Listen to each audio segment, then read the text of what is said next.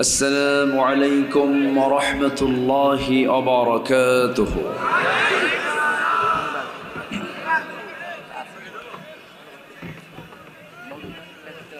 إن الحمد لله الأكرم الذي خلق الإنسان وكرمه وعلمه من البيان ما لم يعلم، فسبحان الذي لا يحصى امتنانه باللسان ولا بالقلم. نشهد أن لا إله إلا الله وحده لا شريك له،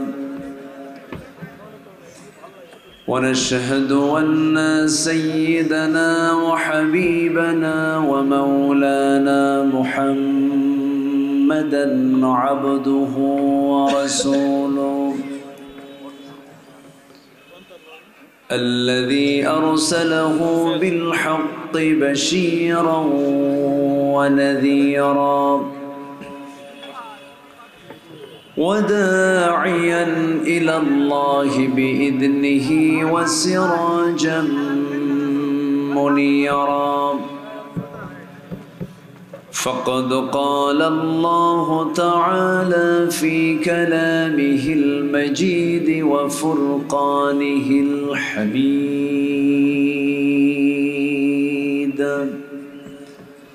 أعوذ بالله من الشيطان الرجيم.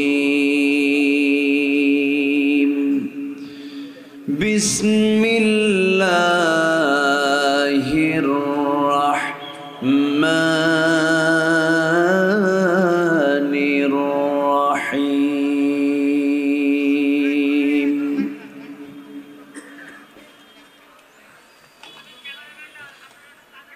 ومن يطع الله ورسوله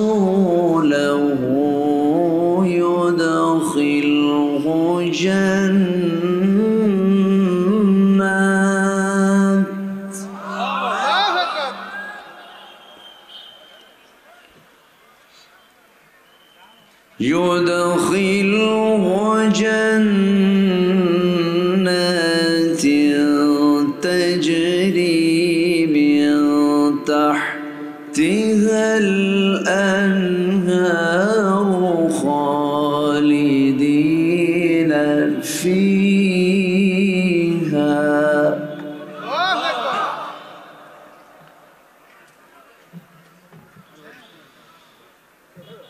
وذلك الفوز العظيم.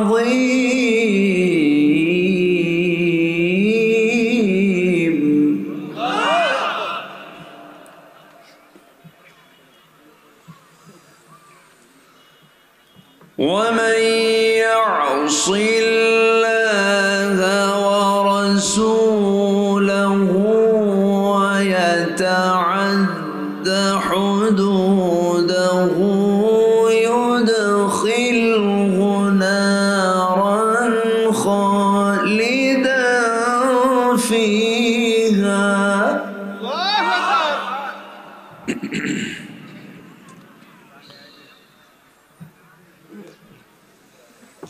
نارا خالدا فيها وله عذاب مهين.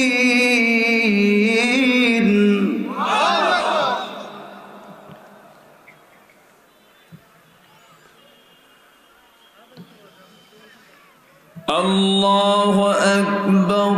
بسم الله الرحمن الرحيم.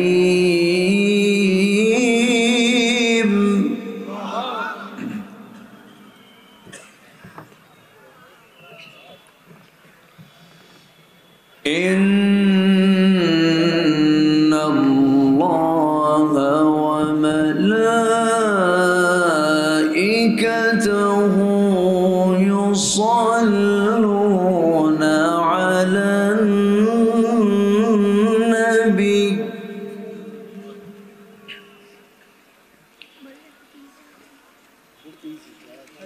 يا أيها الذين آمنوا صلوا عليه وسلموا تسليما اللهم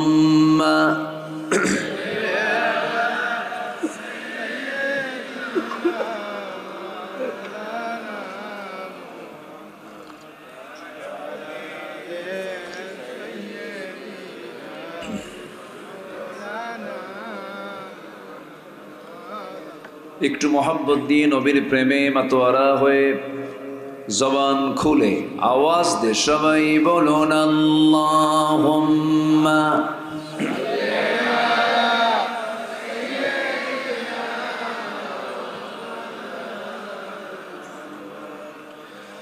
ওয়া আলা আলি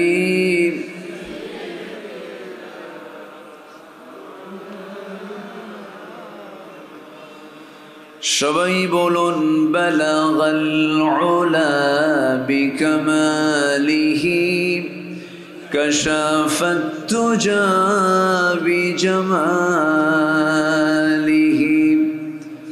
হাসনাত জামিউ খিসালিহি সাল্লু مشرق حب محمد مطلع ديوان ما مطلع خورشید سقاس سینہ سوزان ما بلغ العلا كشف التجى بجماله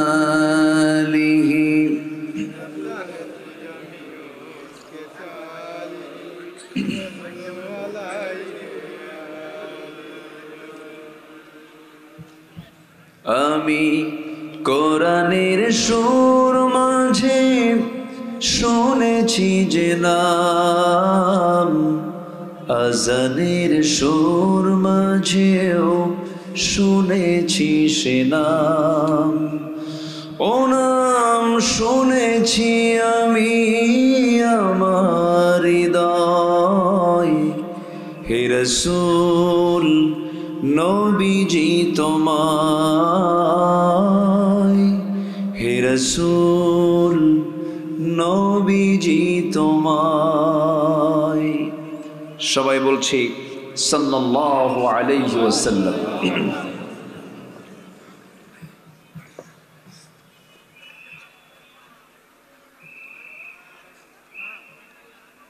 প্রাকৃতিক সৌন্দর্যের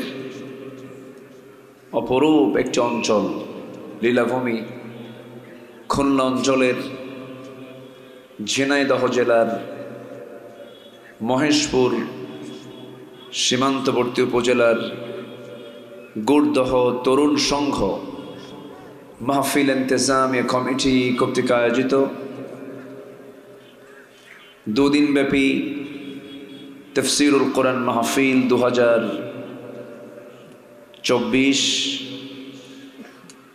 আজকের এই সমাপনী দিবসের সম্মানিত সুযোগ্য সভাপতি জনাব মাওলানা আব্দুল খালেক মন্ডল, আজকের মাহফিলের বরেণ্য অতিথি, বরেণ্য আলোচক, নন্দিত আলেমে দ্বীন মুহতারাম মাওলানা আবু বকর সিদ্দিক হাফিজাহুল্লাহ, উপস্থিত আজকের মাহফিলের প্রধান আকর্ষণ,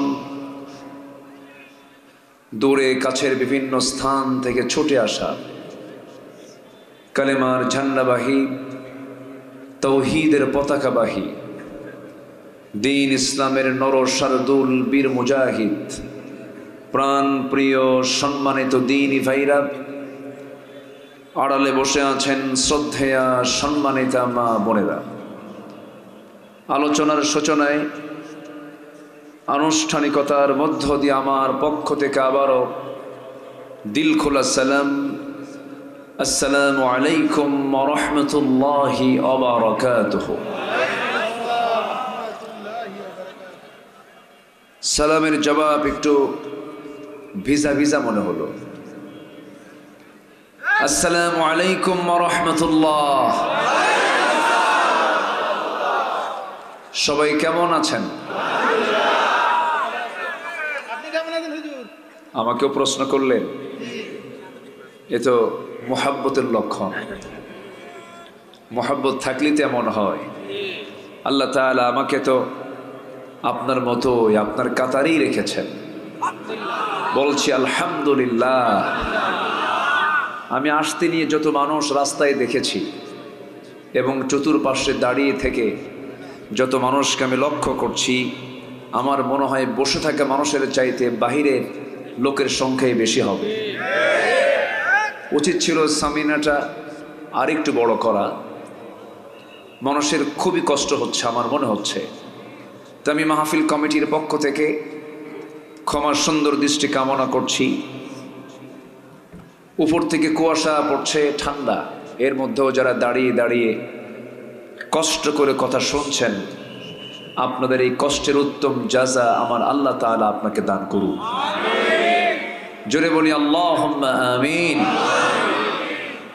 সম্মানিত হাজিরিন, আমার আগের মেহমান লম্বা সময় কোরআন সুন্নাহকে সামনে রেখে তিনি কথা বলেছেন।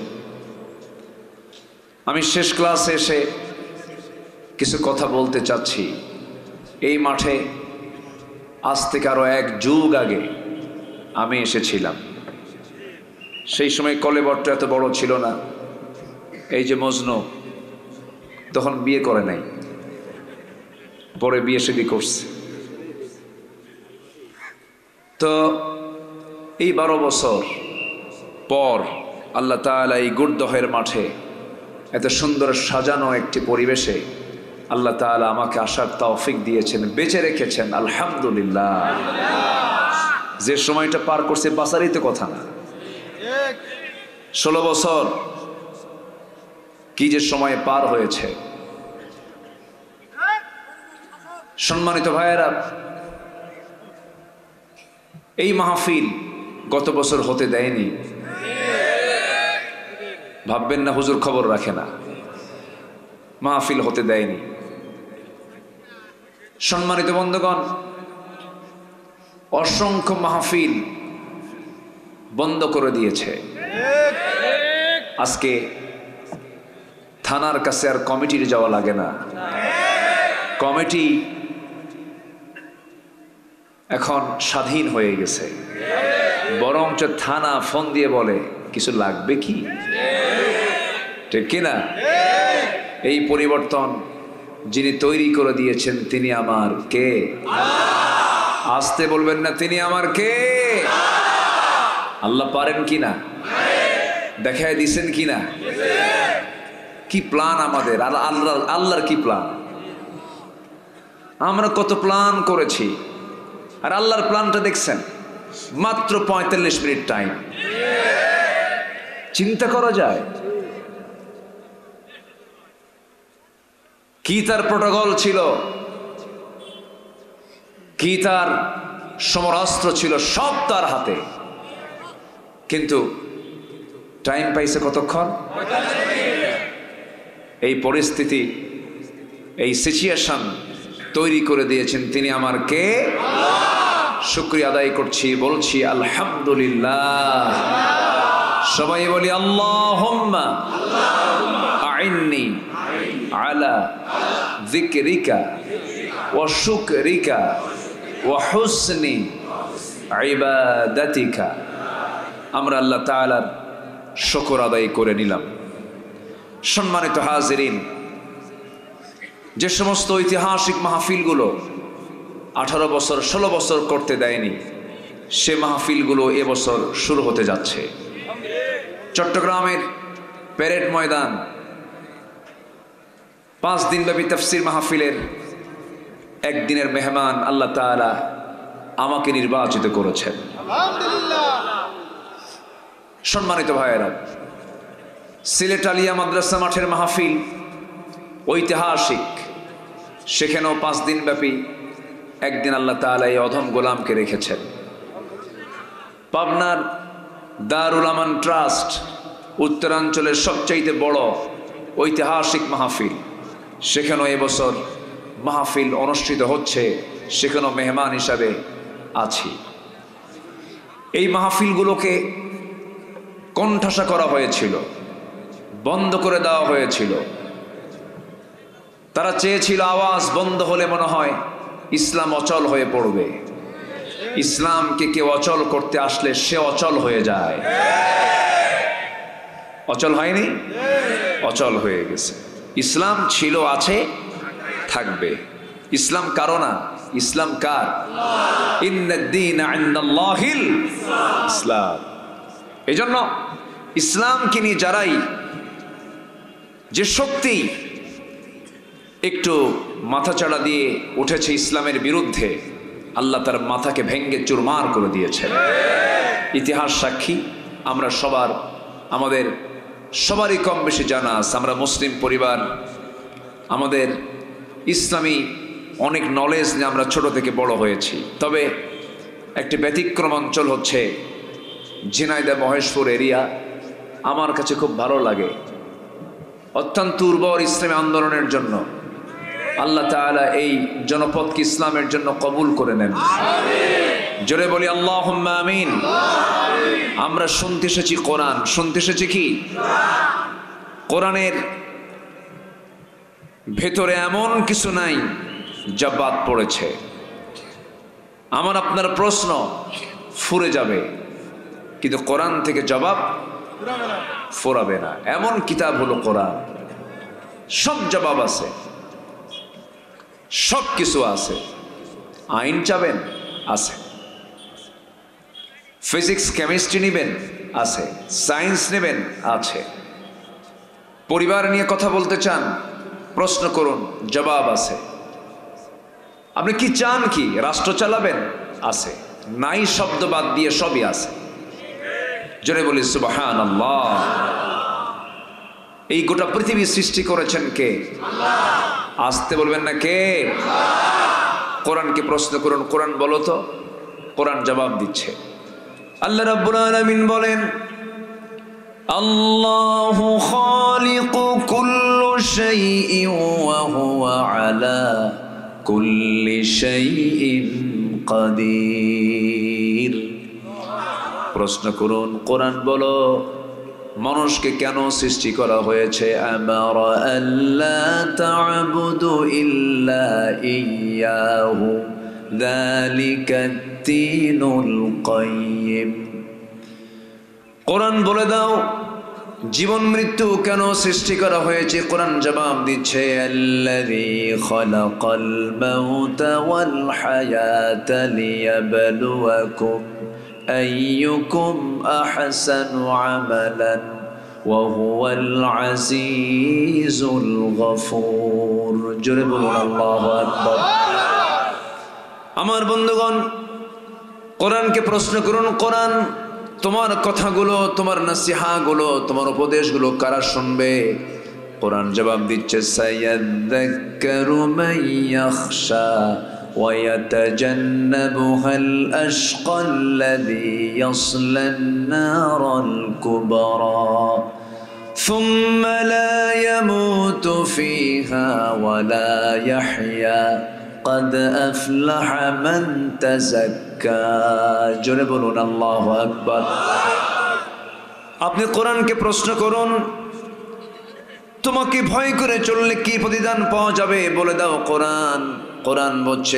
কোরআন বলছে লাকিনিল্লাযীনা ইত্তাকাউ রাব্বাহুম লাহুম জান্নাতুন تجري من تحتها الأنهار خالدين فيها نزلا من عند الله وما عند الله خير للأبرار জোরে বলুন আল্লাহু আকবার।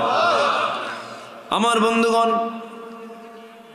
এরকম করে আপনি কত প্রশ্ন করবেন, সব প্রশ্নের জবাব কোরআনে আছে না নাই? কিন্তু আসল প্রশ্ন কোরআনকে কেউ করে না। আমাদের কাছেও কিছু কিছু আজগুবি প্রশ্ন জমা হয়। সেদিন এক মাহফিলে প্রশ্ন করতেছে, হুজুর মুরগিকে যদি হাঁসের ডিম পাড়ানো হয় এটা কি জায়েজ আছে? কি কথা বুঝতেছেন কি আপনারা? মানে মুরগি দিয়া যদি হাঁসের ডিম পাড়ানো হয় এটা কি জায়েজ আছে? দেখেন প্রশ্ন আর খুঁজে পায় নাই। এই হচ্ছে আমাদের প্রশ্ন। সম্মানিত ভাইয়েরা, কেউ প্রশ্ন করে না যে আল্লাহর দেওয়া আইন অনুযায়ী যদি কেউ বিচার কার্য না ফয়সালা করে, সেটার ফয়সালা ওই সমস্ত ব্যক্তির ব্যাপারে কোরআন কি দিয়েছে। আল্লাহর আইন দিয়ে যারা বিচার কার্য ফয়সালা করে না, আল্লাহর কোরআনে সুস্পষ্ট জানিয়ে দিচ্ছেন তারাই হলো কাফের। যারা কোরআন দিয়ে বিচার কার্য ফয়সালা করে না তারা হলো ফাসিক, তারা হলো জালিম। এই জাতীয় প্রশ্নগুলো কমই আসে। প্রশ্ন আসে কি, ফরজ নামাজের পরে মোনাজাত চলবে কিনা, তারাবির নামাজ নিয়ে প্রশ্ন, এরপরে বেতের নামাজ নিয়ে প্রশ্ন, নূর মাটি নিয়ে প্রশ্ন। কিন্তু একটাবার প্রশ্ন করে না, হুজুর সুদের ব্যাপারে ইসলাম কি বলে? বলে না মদের ব্যাপারে ইসলাম কি বলে, জেনার ব্যাপারে ইসলাম কি বলে। এই জাতীয় কোনো প্রশ্ন আমাদের কাছে খুব কমই আসে।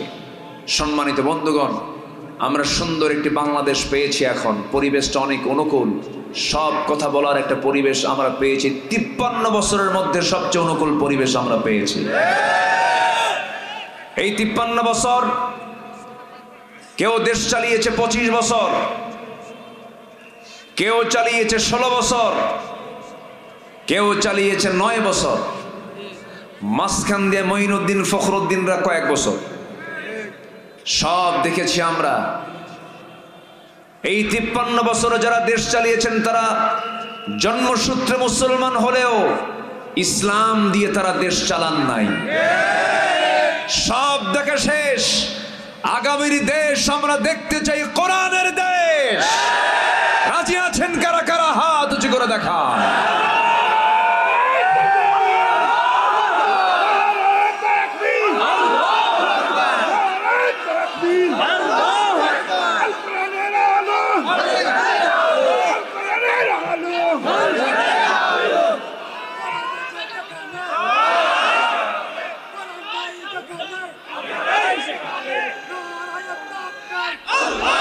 আল্লাহ কবুল করুন, জোরে বলি আমিন, আরো জোরে আমিন।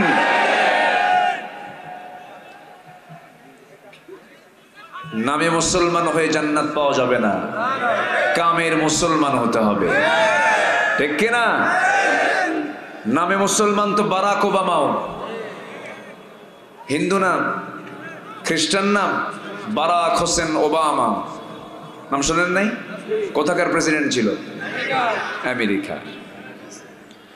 এরকম করে বহু লোকের নাম আছে মুসলমান, কিন্তু চরিত্র হচ্ছে তার সম্পূর্ণ ইসলাম পরিপন্থী। আমরা জন্মসূত্রে মুসলমান হয়ে এই পরিচয় দিয়ে আমরা জান্নাত পাবো না। সবার আগে শর্ত হলো ইসলাম থাকতে হবে, ঠিক কিনা বলে? সমস্যা না? থাক না। ও আমাকে দেখতে সমস্যা হচ্ছে? আচ্ছা, সাউন্ড বক্স কেমনে সরাবে? না না, সবার কথা শুনলে কি আর হয়? সবার কথা শুনবেন কেমনে? এই যে এরা এখন এই পিছন দিক দিয়ে বলে অসুবিধা হয় না, এটা টান দেওয়া দরকার না, তাহলে এটা টান দেওয়া দরকার, এটাও টান দেওয়া দরকার, এটাও টান দেওয়া দরকার। সবই যদি টান দেন, আপনি শুনছেন না হয় লক্ষ মানুষ, কিন্তু এই ক্যামেরা, এই অনলাইন, এই প্রযুক্তি, এগুলো শোনায় দিচ্ছে কোটি কোটি মানুষকে। সবই তো ঠিক, কোনোটাই তো ঠিক নাই। কথা বলেন কেন? থাকুক না, একটু কষ্ট হবে, একটু কষ্ট করে একটু শোনেন, যা আছে থাকুক না, আমরা একটু মনোযোগ দিয়ে শুনি। আমাদের বাহিরের চোখ না খোলা থাকলেও, না দেখতে পেলেও দিলের চক্ষু দিয়ে আমরা দেখি। জোরে বলি ইনশাআল্লাহ। একটু বসুন সম্মানিত ভাইয়েরা। এরা আবার কি করে, এই বাচ্চারা, মুরব্বি খাওয়া যাবে না তো, বাচ্চারা বসো, মানে কি যে বেকায়দা। বসো আব্বু বসো, যে আমার দিকে তাকান। আমাকে সবাই শুনতে পাচ্ছেন তো? কারো কোনো অসুবিধা নাই তো? বলি আলহামদুলিল্লাহ।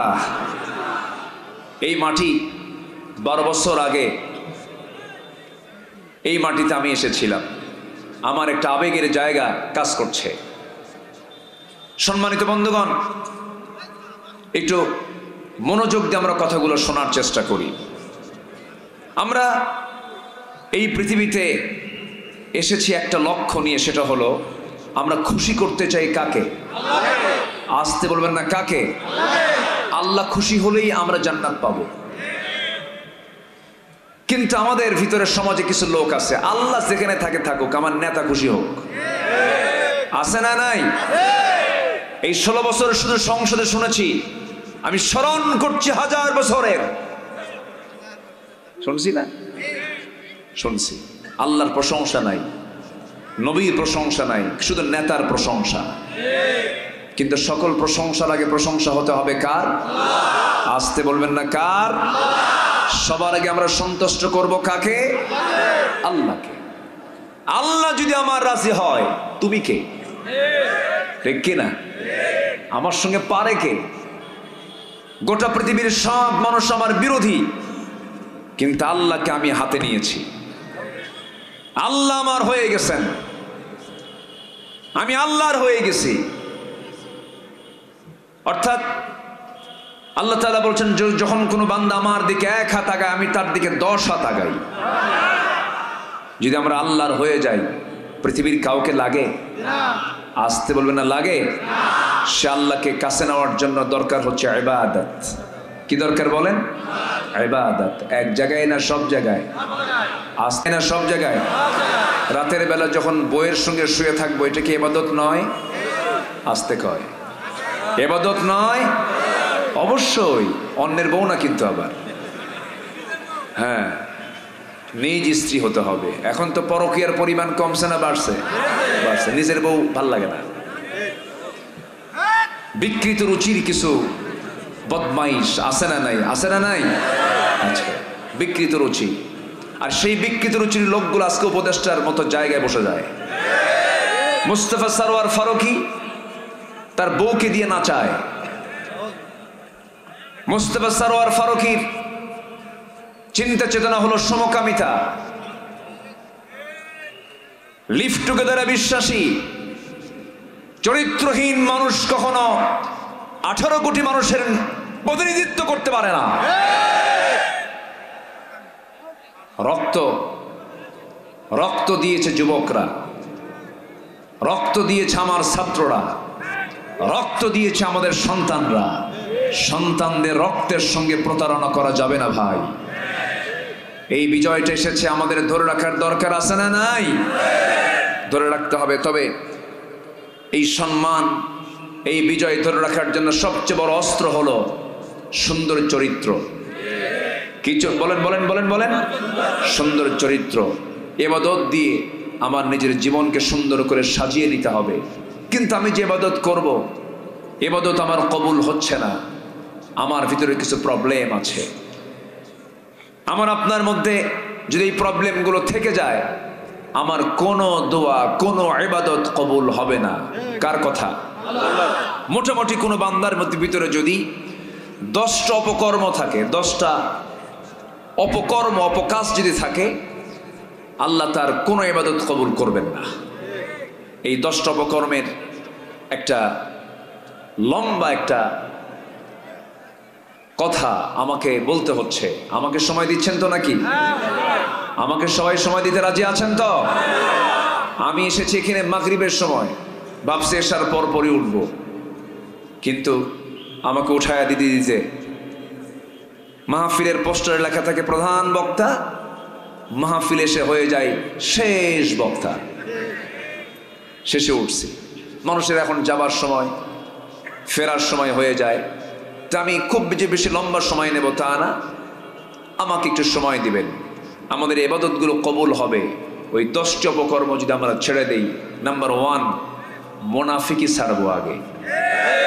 কি ছাড়বো আগে? মুনাফিক তো জেনাই দেয় নাই, আসতে বলে আছে, মুনাফিক আছে। আচ্ছা, আমার বন্ধুগণ, মুনাফিক কাকে বলে? মুনাফিক কোন ব্যক্তির ভিতরে কোন চরিত্রগুলো থাকলে তাকে মুনাফিক বলা যায়? আল্লাহ রাব্বুল আলামিন মুনাফিককে চেনার জন্য একটা সূরা নাম দিয়েছেন, তার নাম হলো সূরাতুল মুনাফিকুন। কাফিরকে চেনার জন্য দিয়েছেন সূরাতুল কাফিরুন, মুমিনকে চেনার জন্য দিয়েছেন সূরাতুল মুমিনুন। আমার বন্ধুগণ, সেই মুনাফিকদের চরিত্র নিয়ে আল্লাহ রাব্বুল আলামিন শুরুতেই তিনি বলছেন, সূরা মুনাফিকুনের মধ্যে বলছেন, ইন্নাল মুনাফিকিনা লাকাযিবুন। মুনাফিকদের 1 নম্বর চরিত্র হলো তারা হলো চরম মিথ্যাবাদী। নির্বাচন যখন আসছে সেই সময় ফতোয়া দিয়েছে, সেই সময় নির্বাচনের আগে জাতিকে জানিয়ে দিয়েছে আগামী নির্বাচনে যদি জিততে পারি মদিনার সনদে দেশ চালাবো। কইছে না? কিসের সনদে? মদিনার সনদ না, মোদির সনদে দেশ চালাইছে।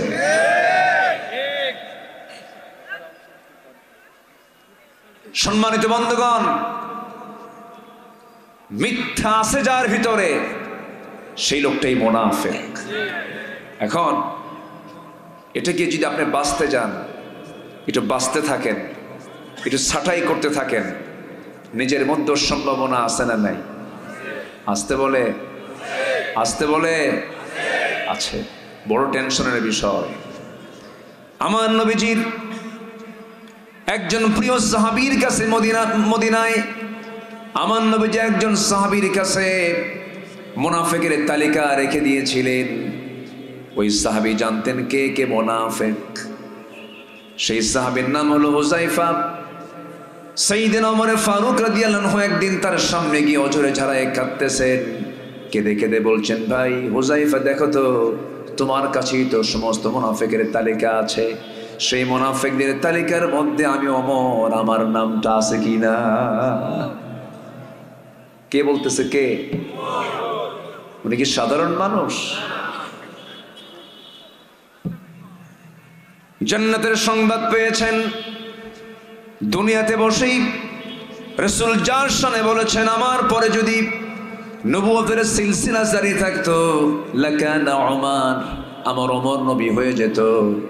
এত বড় গুণসম্পন্ন একজন মানুষ কেঁদে কেঁদে বলতেছে, দেখো তো আমার নামটা সেই তালিকার মধ্যে আছে কিনা। কি পেরেশান ছিলেন তারা, নিজেকে নিয়ে কি তারা টেনশন করেছেন। সারা রাত সেজদা দিয়ে কেটেছে তাদের রাতগুলো। দিনের বেলা ঘোড়ার পিঠে চলেছে, এত ভালো নেক আমলগুলো করেছেন। কি বড় একজন শাসক তিনি ছিলেন।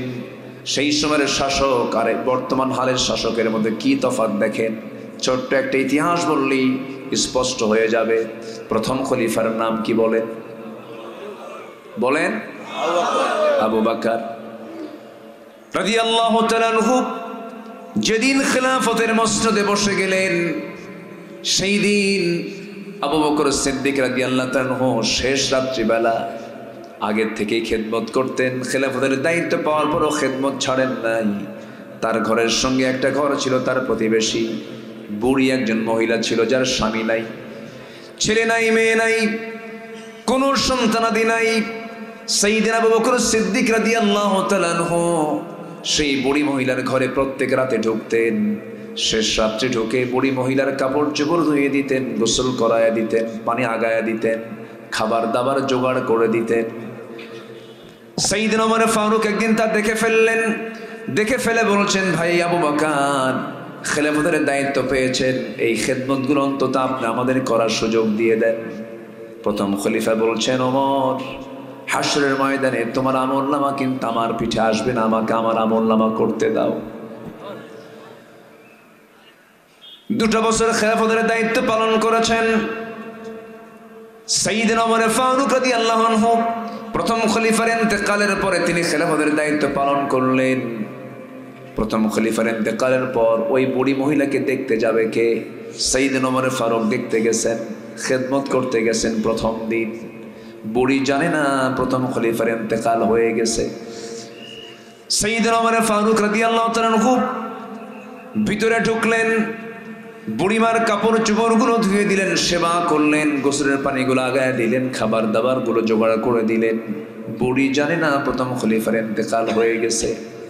যখন খেতে বসেছেন, খেজুর যখন তার সামনে রেখে দেওয়া হয়েছে ধুয়ে, সেই খেজুরগুলো খেতে নিয়ে খেজুরের মধ্যে বিচিটা যখন তার মুখে লেগেছে, সেই সময় তিনি নিশ্চিত হতে পেরেছেন প্রথম খলিফা আবু বকর আর দুনিয়াতে নাই। কারণ আমার আবু বকর যখন আমাকে খেজুরগুলো দিত, খেজুরের বিচিগুলো সরে দিয়ে আমাকে খেজুরগুলো আমার সামনে দিত। আমার বন্ধুগণ, আমার ভাইরা, কি শাসন তাদের আমলে ছিল, কি শাসক তারা ছিলেন। নদীর দরিয়ার পানি পর্যন্ত তাদের কথা শুনেছে। দরিয়া শুকে গেছে, পানি নাই। জনগণ গিয়ে বলেছে, ওমর, আবাদ হচ্ছে না, সব ধুলায় বালু হয়ে গেছে, সব ধুলায় মলিন হয়ে গেছে, শুকনা হয়ে গেছে, জমিন আবাদ নাই, সেচের ব্যবস্থা নাই, পানি নাই, কি করা যায়? সাইয়েদনা ওমর ফারুক রাদিয়াল্লাহু তাআলা আনহু কাগজে লিখলেন, সেই কাগজটা ভাঁজ করে বললেন, শোনো, দরিয়ার মধ্যে এটা ছেড়ে দাও। দরিয়ায় ছেড়ে দেওয়ার সঙ্গে সঙ্গে উপচে পড়া পানির ঢেউ চলে আসা শুরু হয়ে গেছে। আমার বন্ধুগণ, খলিফার সঙ্গে কথা হবে কার? আসতে বলবেন না কার? শাসক বলবে কার সঙ্গে কথা? আসতে বলবেন না কার সঙ্গে কথা? শাসক ভরসা করবে কার উপরে? কিন্তু ইতিপূর্বে যত শাসক আমার দেশে কাজ করেছে, তাদের ভরসা ছিল রাশিয়া, আমেরিকা, দিল্লি, ঠিক কিনা? আমেরিকা আমাকে বাঁচাবে না, ভারত আমাকে বাঁচাবে না, ইউরোপ আমাকে বাঁচাবে না, কোন পরাশক্তি আমাকে বাঁচাবে না। আমাকে বাঁচাবেন যিনি, তিনি আমার কে? আসতে বলবেন না, তিনি আমার কে? একটা অসভ্য সমাজ, বড় বড় সমাজকে রাসূল একটা সুতার কাঠিতে আবদ্ধ করে পৃথিবীর সেরা জাতি উপহার দিয়েছেন। আরবের লোকের মতো জঘন্য মানুষ পৃথিবীতে কখনো কোথাও ছিল না, যারা একটা ভাঙ্গা পাতিলকে কেন্দ্র করে যুগের পরে যুগ যুদ্ধ লেগে রাখত। যারা হজে গিয়েছেন, সেই স্থানটা এখনো সাক্ষী হয়ে আছে। জীবন্ত মেয়ে সন্তান, নারী সন্তানকে তারা পুঁতে মারত, হত্যা করত। নারী সমাজের কোনো মূল্যায়ন সেই যুগে ছিল না। ওই যুগের নারী সন্তান জন্ম হওয়াকে তারা এটা একটা বিপদ মনে করত, বিপদের কারণ তারা মনে করত। সম্মানিত ভাইয়েরা, সেই যুগে আমার রাসূল নারী কেমন মর্যাদা দিলেন। রাসূল বললেন, যার ঘরে মেয়ে আছে তার জন্য একটা জান্নাত, এবং নারীর পায়ের নিচে আল্লাহ তাআলা 8টা জান্নাত রেখে দিয়েছেন।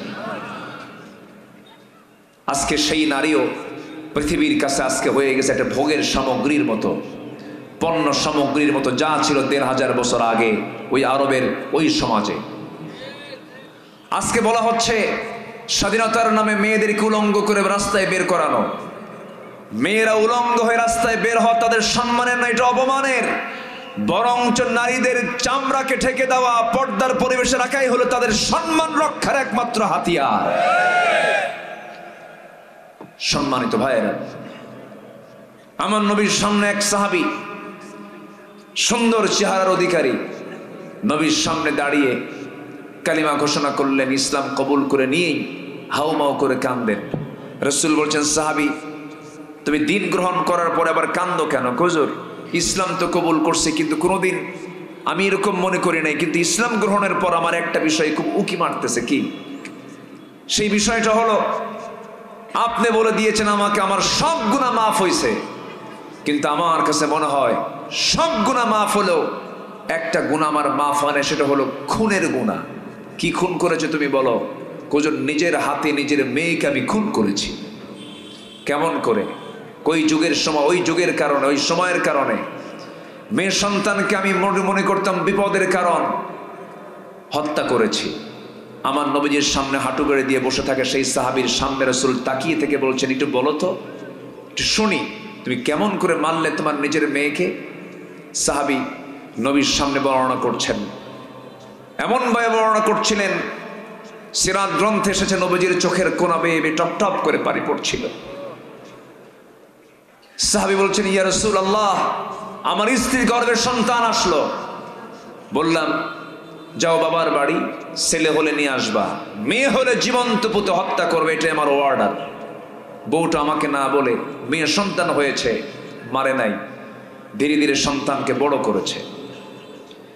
সন্তানকে বড় করার পরে যখন 6 বছর বয়স, হঠাৎ করে আমার দৃষ্টিগোচর হলো, আমার চোখের সামনে পড়ে গেছে আমার মতো নখ, আমার মতো হাত, আমার মতো চোখ, আমার মতো কপাল, আমার মতো মাথার চুল।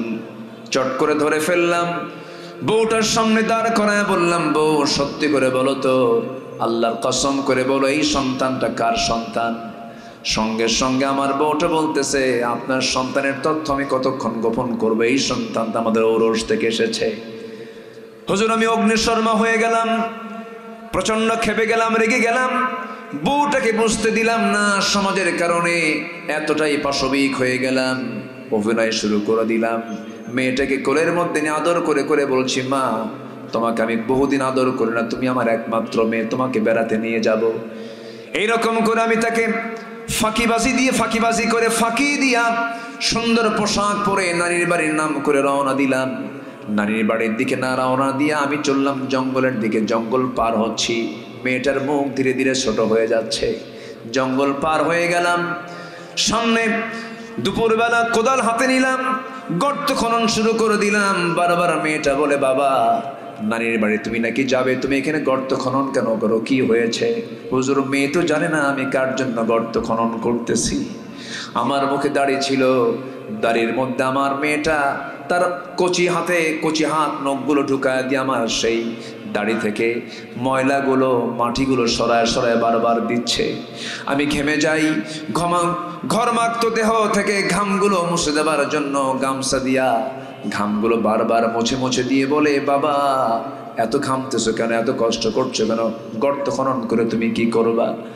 আমার আদর করে, আমার দাড়ির ময়লা সাফ করে দেয়, আমার গায়ের ঘাম গামছা দিয়ে মুছে দেয়। আমি কিচ্ছু বললাম না। গর্ত খনন যখন শেষ হয়ে গেছে, মেয়েটাকে বললাম, মা দেখো তো গর্ত খনন কেমন হয়েছে। আমার মেয়েটা মুচকি হাসি মেরে গর্তের কাছে গিয়ে যখন উঁকি মেরে দেখতে দিয়েছে সরল মনে, আমি পিছন দিকে চলে আসলাম। পিছন দিকে চলে এসে সজোরে পিছন দিক থেকে এমন জোরে ধাক্কা মারলাম, এক ধাক্কায় বাচ্চাটা উপর হয়ে পড়ে গেল গর্তের মধ্যে। চট করে চিত হয়ে দুইটা হাত এক জায়গায় করে বলছে, বাবা বুঝতে পেরেছি আমার আম্মার কথাটাই সত্যি, আমার মার কথাই সত্যি। বাবা তুমি আজকে আমাকে মেরে ফেলার জন্য কিনে নিয়ে এসেছো। বাবা আমি জানি তুমি আজকে আমাকে মেরেই ফেলবে, কিন্তু একটাবার তুমি আমাকে চান্স দিয়ে দাও, একটাবার আমি তোমার কাছে প্রাণ ভিক্ষা চাই, প্রয়োজনে দুনিয়ার অন্য কোথাও গিয়ে লুকায়া থাকবো, তোমার সামনে চেহারা দেখাবো না, একটাবার তুমি আমাকে বাঁচার সুযোগটা দিয়ে দাও। বাবা তুমি আমাকে মেরো না। হুজুর আমার দিলের মধ্যে চুল পরিমাণ মোহাব্বত জাগ্রত হলো না, শিরকিয়াতের কারণে পাশবিক হয়ে গেলাম। হাতের মধ্যে পাথর নিলাম, বড় ওজনের পাথর নিয়া আমার কলিজার টুকরা সন্তান চিত হয়ে শুয়ে থেকে বারবার আকুতি করছে বাঁচার জন্য। আমি চোখ বন্ধ করে একটা পাথর মেরে দিলাম, বুক বড় গিয়ে লাগলো, ফিঙ্কি দিয়ে রক্ত পড়ে গেল। ছটফট করতে করতে আমার চোখের সামনে আমি পাথর চাপা দিয়া, মাটি চাপা দিয়ে আমি তাকে জনমের মতো শেষ করে দিলাম। আমার নবীজি কথাগুলো শুনতেছিলেন আর বলছেন, ও আমার সাহাবী তুমি চিন্তা করো না সাহাবী, তোমার এইরকম একটা বড় গুনাহ তুমি করেছো, ইসলাম এনেছো, ঈমান কবুল করেছো, ঈমানটা গ্রহণ করেছো, এই গুনাহ আল্লাহ পাক তোমার জীবন থেকে মুছে দিয়েছে। আমার বন্ধুগণ, সেই বর্বর, সেই অসভ্য, সেই অজ্ঞ জাতিকে যদি রাসূল এক সুতার কাঠিতে আবদ্ধ করতে পারেন, কোনো তন্ত্রমন্ত্র দিয়ে নয়, দুনিয়ার কোনো বিধিবিধান দিয়ে নয়, দুনিয়ার কোনো আইন কানুন দিয়ে নয়, কি দিয়া? কোরআন দিয়া। আজকেও যদি এই কোরআন দিয়ে যদি আমরা সমাজ, পরিবার, রাষ্ট্র যদি গড়ার উদ্যোগ নেই, বাংলার জমিন হবে গোটা পৃথিবীর 200 কান্ট্রির জন্য একটা রোল মডেল। আমরা দেশকে সাজাতে চাই কোরআন দিয়ে। রাজি আছেন? আল্লাহ কবুল করুন, জোরে বলি আমিন। কোনো বেনামাজি নেতা হবে না। আস্তে কন কেন? কোনো চোর নেতা হবে না। চোর তো দেখলাম 16 বছর 18 লক্ষ কোটি টাকা দেশ থেকে, 11 লক্ষ কোটি টাকা দেশ থেকে পাচার করেছে। দেশের ঋণ ছিল হলো ওদের আমলে 18 লক্ষ কোটি টাকা। এমন সংসার গড়েছে, ঋণ রেখে পালাতে বাধ্য হয়েছে তারা। সম্মানিত ভাইয়েরা, সেই দেশকে সাজানোর জন্য, সেই দেশকে বেগমান করার জন্য একমাত্র এখন দরকার হলো যোগ্য নেতৃত্বের। কোন চাঁদাবাজ, কোন সন্ত্রাসী, কোন জেনাকার, কোন চরিত্রহীন লম্পটের নেতৃত্বে বাংলার জমিন আমরা হতে দেব না। রাজি আছেন কারা কারা? হাত উঁচু করে দেখান।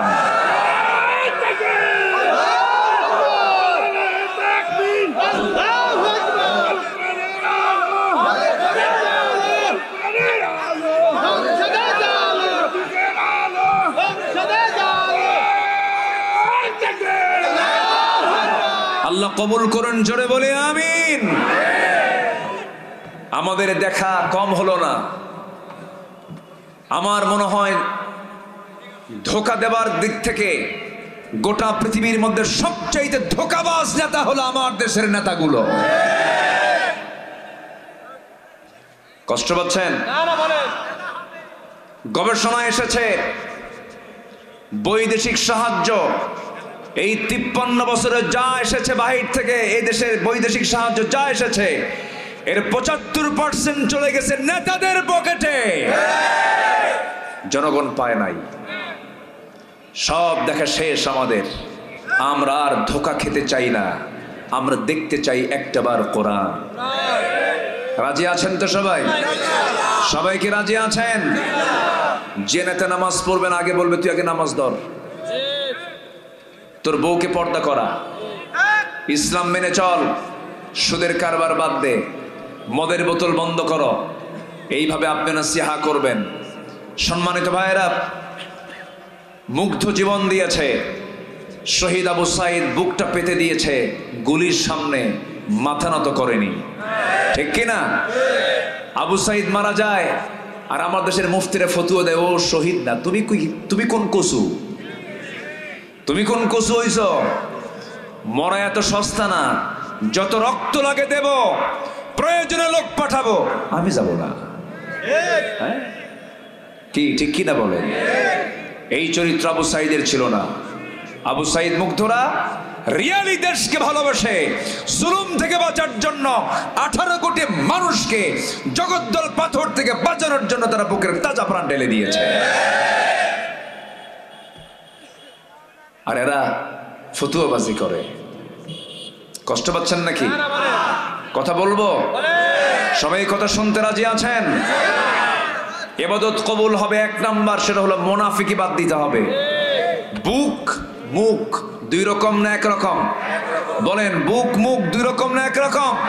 এক মুখে যা বলবো বুকেও তা রাখবো, বুকে যা রাখবো মনে যা রাখবো মুখেও তা বলে ফেলবো। যার বুক এবং মুখ এক নাই হলো টাটকা মুনাফিক। আছে না নাই? সামনে সালাম দেয়, ভাই আমি আপনার দারুণ ভক্ত, শুধু ঘুরলি হারামজাদা। এরকম চরিত্রের লোক আছে না নাই বলেন তো? আছে না নাই? আল্লাহ ওরে জাহান্নামের ভিত্তি উদ্বোধন করবেন মুনাফিক দিয়া। আল্লাহ মুনাফিক থেকে বাঁচান আমাদেরকে। জোরে বলি আমিন, আরো জোরে আমিন। মুনাফিকরা ইসলামের ক্ষতি করেছে সবচেয়ে কম না সবচেয়ে বেশি? সবচেয়ে কম না সবচেয়ে বেশি? বেশি। মুনাফিকি বাদ দেব, অনেকগুলো পয়েন্ট তো, আমি বেশি লম্বা সময় নিয়ে আমি টানতে পারছি না। আসেন আবার 2 নম্বরে, ওই বান্দার ইবাদত কবুল হবে না যে বান্দার নামাজে অলসতা করে। অলসতা আছে না নাই? ফজর নামাজে মসজিদে যায় না। মুনাফিককে চেনা যায় হলো, মুনাফিকরা জোহরও পড়ে, আসরও পড়ে, মাগরিবও পড়ে, কিন্তু মুনাফিকদের চেনার 2টা পয়েন্ট আছে, সেটা হলো ফজরে আর এশার নামাজ ওরা পড়তে পারে না। এখন বলেন, যারা ফজর এবং এশার নামাজ না পড়তে পারে তাহলে তার মধ্যে কিসের খাসলত বলেন তো? আস্তে কয়, আরো জোরে, আরো জোরে। মুনাফিক। ফজর কি সবাই পড়বো ইনশাআল্লাহ? আস্তে বলে, সবাই কি পড়তে রাজি আছেন? আমার নবীজির হাদিস, রাসূল বলে দিয়েছেন, যদি কোনো বান্দা ফজর নামাজ এবং এশার নামাজ যদি বাজামাতের সঙ্গে আদায় করে, গোটা রাত নফল নামাজ কিয়ামুল লাইল করে করে রাত্রি জেগে জেগে দাঁড়িয়ে দাঁড়িয়ে রুকু সিজদা করলে যে সওয়াব হবে, তার চেয়ে বেশি সওয়াব আল্লাহ রাব্বুল আলামিন তার আমলনামায় দিয়ে দেন। একটা ইতিহাস মনে পড়ে গেল আমার, বলবো? কোনো কষ্ট নাই তো? আপনার পাশে থেকে যদি কেউ উঠতে চায় জোর করে ধরবেন, একটু বসায় দিবেন। ওঠে কেন? একটা মানুষ যখন উঠতে নেয় তখন তার হাঁটুর সাথে আরেকজনের মুখ লেগে যায়। এখানে উঠবেন কেন? এটা কি ওঠার জায়গা? বরং যেখানে আরো আসার জায়গা। এটার বরকত যে কি, এটা যদি মানুষ বুঝতো, কি যে বরকতময় জায়গা। এখন এখানে ফেরেশতারা শুধু বলতেছে, আল্লাহ গুনাহগুলো মাফ করে দাও, এত বরকত এটা। বসেন, যতক্ষণ থাকবেন গুনাহ শুধু ঝরতে থাকবে। বসতে থাকেন, বসুন সবাই। আমার নবীর সামনে এক মহিলা সাহাবী এসে বললেন, ইয়া রাসূলুল্লাহ, আমার কি বিয়ে নাই? আমার কি বিয়ের কিসমতে নাই? আমার নবীজি খুব ফ্রি ছিলেন, সবার সঙ্গে ফ্রি হয়ে চলতেন। সাহাবীরা রাসূলের সঙ্গে মানে ফ্রি হয়ে কথা বলতেন, কোনো ভয় পেত না। নবীজি ভয়ের কোনো মানে অপশন রাখেন নাই। রাসূলকে দেখে যে কেউ ভয় পেত এমনটা না। রাসূল ছিলেন মুখ গমটা মানুষ না হাসি খুশি মানুষ? হাসি খুশি। পেটে খাবার নাই কিন্তু মুখের হাসি ফুরাতো না। দেখবেন কিছু কিছু লোক আছে হাসেও না কান্দেও না। কিছু লোক আছে না এরকম ধরনের। ওদের বউরা যে সংসার কেমনে করে আমার বুঝে আসে না। ওদের বউরা হয়তো মাঝে মাঝে দোয়া করে, আল্লাহ এই মরবে কোন দিন, একটু হাসি থাকা দরকার। আমার নবীজি সবার সঙ্গে মিশে যেতেন। এক মহিলা এসে বলে, হুজুর আমার কপালে কি বিয়ে আছে? কেন? কই বিয়ে তো হয় না আমার। রাসূল বললেন, কেন? বিয়ে তো অবশ্যই হবে, আমার অনেকগুলো সাহাবী আছে, বিয়ে হয়ে যাবে, যাও। ওই মহিলা সাহাবী বললেন, ইয়া রাসূলুল্লাহ, আমি তো যেন তেন পুরুষকে পছন্দ করি না। আমি সেই পুরুষকে আমি পছন্দ করব, সে আমার স্বামী হবে যে জামাতের সঙ্গে 5 ওয়াক্ত নামাজ পড়বে, রমজান মাসে রোজা রাখবে, 5 ওয়াক্ত নামাজ পড়বে, রমজান মাসে রোজা রাখবি। শুধু 5 ওয়াক্ত নামাজ পড়লেই হবে না, কিয়ামুল লাইল তাকে করতে হবে, এবং রমজান মাসে রোজা রাখলেই হবে না, তাকে গোটা বছর নফল রোজা রাখতে হবে। এই জাতীয় শর্ত যখন দেওয়া হলো, নবীজি মুস্কি মুস্কি হাসি মেরে বলছেন, এ কেমন জাতীয় শর্ত হলো? গোটা রাত নামাজ পড়বে, 5 ওয়াক্ত নামাজ পড়বে, রমজান মাসে রোজা রাখবে, গোটা বছর রোজা রাখবে, বইয়ের হক আদায় হবে কখন? কি কথা কি বুঝতেছেন? এত বড় শক্তগুলো শক্ত শর্ত যখন নবীর কানে চলে গেল, রাসূল বলেন, ঠিক আছে মহিলা, দেখি আমি চেষ্টা করে দেখব, দেখি কি করা যায়। নবীজি প্রস্তাব দিলেন। হঠাৎ করে সামনে থেকে একজন স্বামী মুস্কি হাসি মেরে বলছে, হুজুর আমি রাজি আছি, আমি তারে বিয়ে করব। বিয়ে হয়ে গেল। বিয়ে হয়ে যাওয়ার কয়েক মাস পরে নবীর সামনে মহিলা এসে বলতেছে, ইয়া রাসূলুল্লাহ, যে শর্তের ভিত্তিতে বিয়ে হয়েছিল আমার স্বামী কোনো শর্ত রাখে নাই, সব শর্ত ভঙ্গ করেছে। রাসূল বলেন, মহিলা, তুমি যার বিরুদ্ধে নালিশ করতে এসেছো সে তো তোমার স্বামী হতে পারে, কিন্তু সে তোমার সাহাবী, এক মুখে কথা শুনবো না, তোমার স্বামীকেও হাজির করো। বিচারকের দায়িত্ব এক মুখে কথা শোনা না, দুই মুখে কথা শোনা। বিচারের শর্ত কি? দুই মুখে কথা শুনতে হবে, মুখোমুখি হতে হবে। কিন্তু বিগত 16 বছর যে রায়গুলো হয়েছে, দুই পক্ষ না এক পক্ষ। অটো রায়। কি রায়? অটো রায়। সাকা চৌধুরী নাম শুনেছেন তো? সালাউদ্দিন কাদের চৌধুরী। সালাউদ্দিন কাদের চৌধুরী, যাকে ট্রাইব্যুনালের রায় দিয়ে চট্টগ্রামের একজন বড় একজন নেতা ছিল, হেভিওয়েট একজন নেতা ছিল। তার বাবা ছিল একজন পাকিস্তান পার্লামেন্টের একজন স্পিকার, অনেক বড় লিডার তিনি ছিলেন। তার ছেলে সালাউদ্দিন কাদের চৌধুরী, উনি ওই ট্রাইব্যুনালকে বলেছিলেন এটা অচল ট্রাইব্যুনাল। বুক উঁচু করে বলেছিলেন, অনেক শক্ত শক্ত কথা বলেছিলেন। সম্মানিত ভাইয়েরা, সম্মানিত বন্ধুগণ, যে রায়গুলো হয়েছে, আল্লামা সাঈদীর বিরুদ্ধে যে মামলা হয়েছিল, যে মামলা সাজিয়েছিল, সেই মামলার যে 1 নম্বর সাক্ষী, তার সঙ্গে আমার দেখা হয়েছিল পিরোজপুর গত 17 অগাস্ট। সুকরঞ্জন বালি। আমি তাকে বললাম, দাদা বাবু, আপনি হলেন সরকার পক্ষের সাক্ষী, আপনি আমাদের পক্ষে আসলেন কেমনে? বলে, এত বড় নির্জলা মিথ্যা কথা কি বলা যায়? আমার চোখে সাঈদীর মতো ভালো মানুষ আমার চোখে দ্বিতীয়টা পড়ে নাই।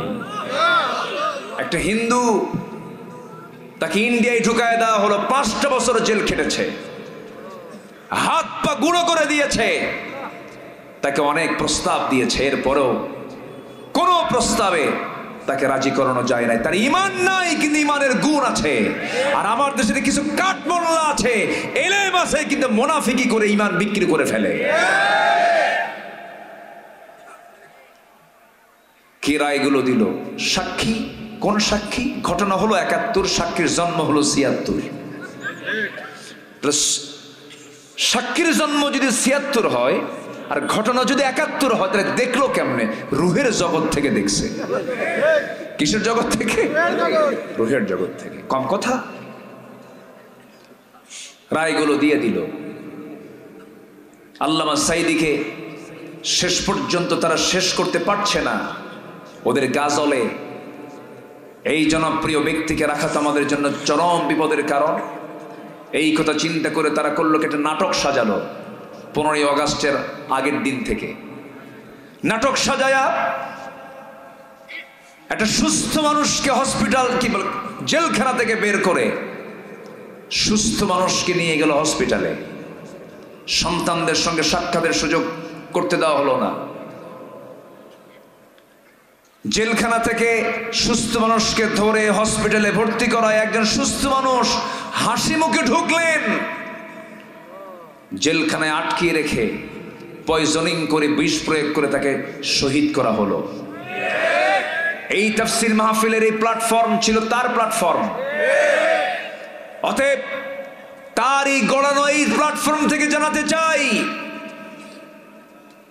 যাদের চক্রান্তের মধ্য দিয়ে আল্লামা সাঈদীকে হত্যা করা হয়েছে, অবিলম্বে তাদেরকে গ্রেফতার করা হোক, চূড়ান্তমূলক শাস্তি নিশ্চিত করা হোক। চান কারা কারা? হাত উঁচু করে দেখা।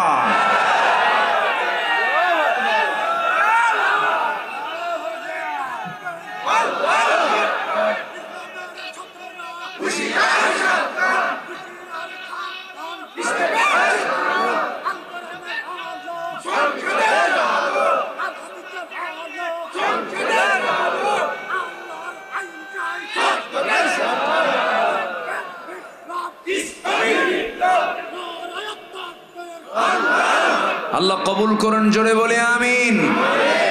খুনির কোনো ক্ষমা নাই, ঠিক কিনা? যে খুনি, তার কোনো ক্ষমা আছে? কোনো ক্ষমা নাই। আরে মেরে ফেললো, আগুনটা ধরায় দিল কেমনে? মরা লাশ গাড়ি সহ, প্রিজন ভ্যান সহ পুড়ে দিয়েছে।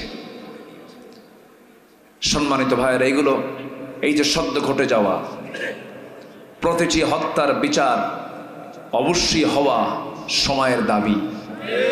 আসতে বলবেন না, জোরে বলুন ঠিক কিনা। কম জ্বালান জ্বালায় নাই।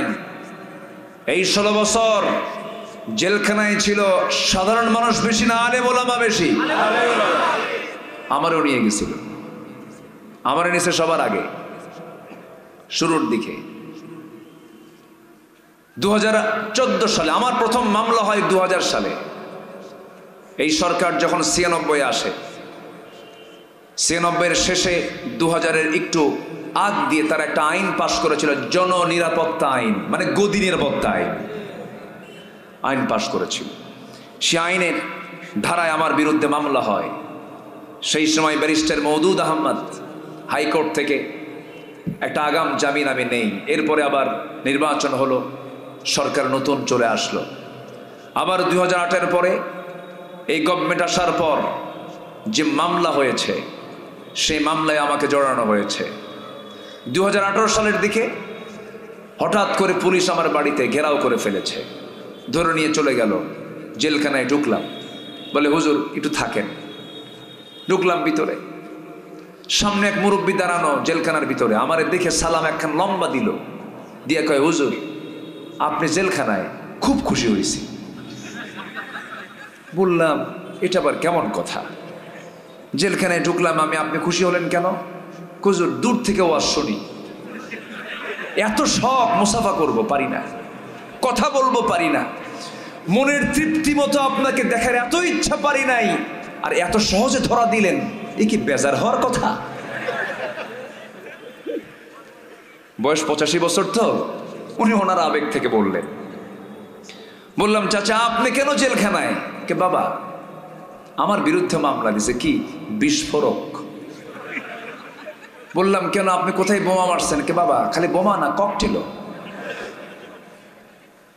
বলো তো, আমাকে বলতেছে বলো তো বাবা, আমার এই চামড়া কুচকানো হাত উঁচা করতে পারি না, আমি নাকি এই হাতে নাকি বোমা মারছি। 85 বছরের বৃদ্ধ মানুষের নামে মামলা দিয়েছে, বিস্ফোরক মামলা। এগুলো হাস্যরসের কারণ হয়েছিল। সম্মানিত ভাইয়েরা, ফেরাউন বেঁচে ছিল 1600 বছর, এরা ছিল 16 বছর। সংখ্যার যে মিল হলো কেমনে বুঝলাম না, কি ঠিক কিনা? অনেক কিছু করেছে। আল্লাহ পারে না? আল্লাহ পারে না? খালি কয় খেলা হবে। এই কথাটাই তো আপত্তিকর। এই কথাটা নোংরা কথা। যারা নোংরা নেতা তারা এই জাতীয় কথা বলতে পারে। কিসের খেলা হবে? আমরা কোনোদিন খেলতে আসিনি দুনিয়া, আমরা ইবাদত করতে এসেছি দুনিয়াতে। দুনিয়া খেলার জায়গা নয়, দুনিয়া ইবাদতের জায়গা। এত নোংরা নোংরা কথা তারা মুখ থেকে বের করেছে। সেই নারায়ণগঞ্জের এক নেতা, কি বুঝতেছেন তো? বুঝতেছেন তো? কি চাপা দেখছেন? এত চাপা, শক্ত, ট্রাকের চাকা ওর উপর উঠলো, চাপা ভাঙবে না, এত চাপা। কই ওরা কয় আমরা পালাই না, কয় আমরা পালাই না। তো গেছে কই? সম্মানিত ভাইয়ের, এই দেশের আলেমরা কোথাও পালায় নাই, ঠিক কিনা? আলেমরা পালায় নাই। আলেমরা বরঞ্চ বিদেশে থাকলে বিদেশ থেকে ফিরে এসেছে। আল্লামা সাঈদীর সাথে একই বছর 2009 সালে হজ করেছি। ওনাকে বলা হলো আপনি দেশে ফিরবেন না, ট্রাইব্যুনাল গঠন হচ্ছে। উনি বলছেন আমি কেন ফিরবো না, আমার দল, আমার কর্মীরা আমার দেশে মার খাবে, আমি কেন থাকবো? উনি ফিরে এসেছেন দেশে, জেল কেটেছেন 13 বছর। শেষ বিদায় নিয়েছেন হাসি মুখে, জাতিকে বুঝাইয়া দিয়েছেন আমি খুশি। আলেমরা পালায় না। ওরা রাজাকার বলে গালি দিয়েছে, পাকিস্তানের রাজাকার বলেছে, কেউ পাকিস্তান যায় নাই। আর এই সমস্ত বেয়াদবরা সব ভারতের দিল্লি গিয়ে জমা হয়ে গেছে। হ্যাঁ, সব তো জানেনি তো। সম্মানিত ভাইয়েরা, আমরা দেশকে ভালোবাসি। কি দেশকে ভালোবাসি না? আমরা দেশকে ভালোবাসি না? দেশে 18 কোটি মানুষ, কতগুলো পরিবার, মুসলিম পরিবার, কাউকে বিয়াই বানালো না, বিয়াই বাড়ি বানাইছে আমেরিকা। দেশের ভালোবাসা আমরা বুঝি।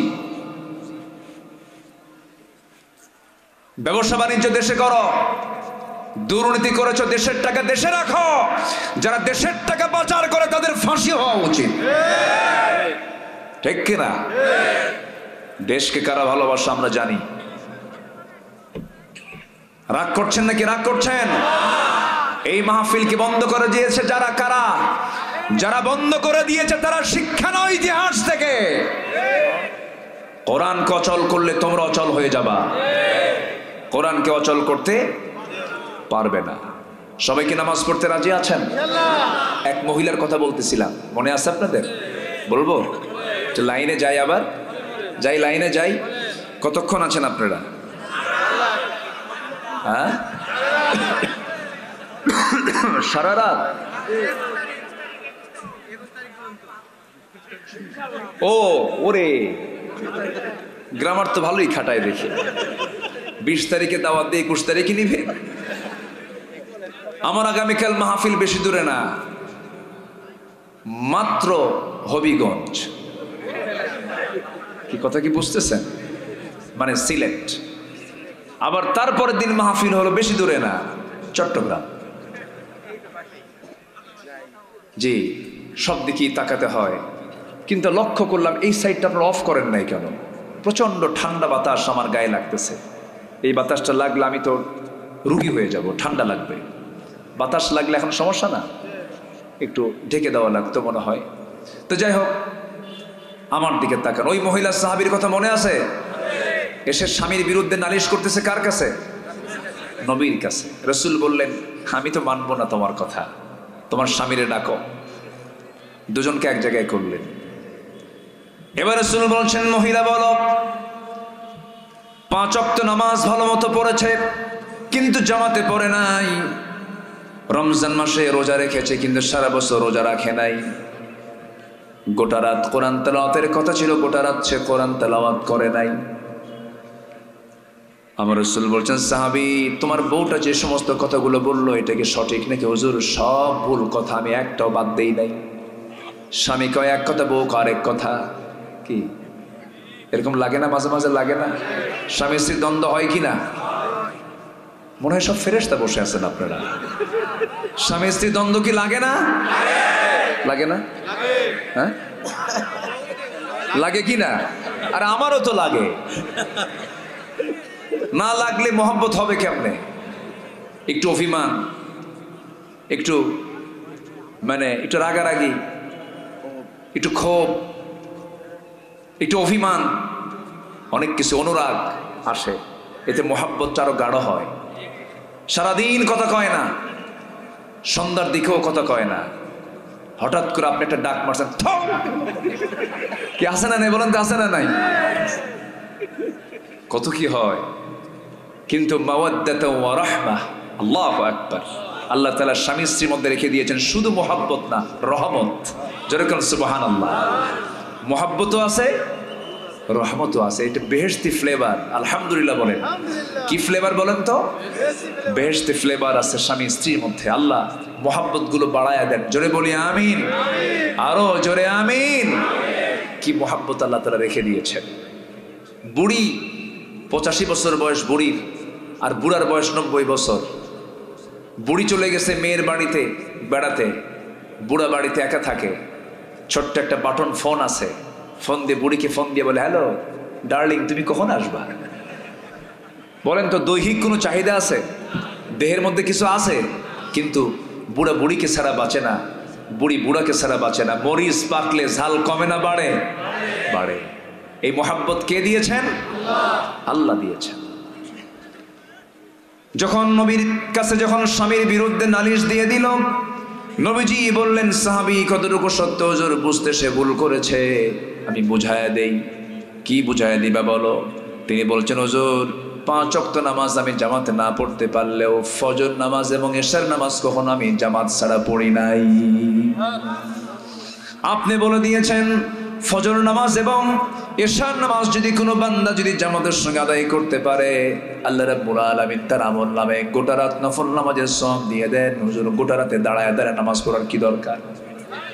জোরে সুবহানাল্লাহ। আমার নবী মুস্কি মুস্কি হাসতেছেন। বুদ্ধির দিক থেকে মেয়েরা ফার্স্ট না পুরুষরা ফার্স্ট? আস্তে আস্তে কোন কেন ভাই?